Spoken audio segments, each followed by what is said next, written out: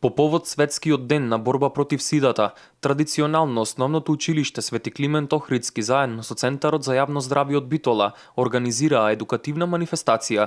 Целта е учениците од што порана возраст да се запознаат со болеста, како и превенција од истата. Она што е многу важно и затоа сме тука во ова училиште основно, како и во другите училишта, со континуирана едукација на младите, почнувајќи од 12 години па до 18 години, да ги едуцираме тие деца што е сида, како се пренесува, и тоа ние постојано го правиме во текот на целата година. На ниво на Република Македонија регистрирани се околу 180 случаи на ХИВ позитивни лица, а во Битола годинава се пријавени 2 нови случаи. Во склоп на Центарот за јавно здравје работи советувалиштето за ХИВ-СИДА, и во тоа советувалиште овие 2 лица од Битола не се откриени, него се пријавени од друга институција од јавен карактер на ниво на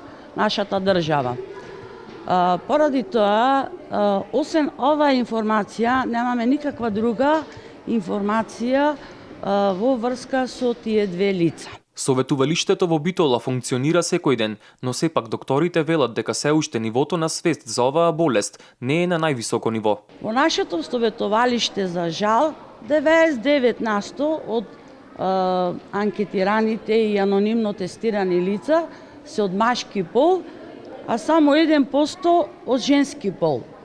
Значи, жените не сакаат да се тестираат.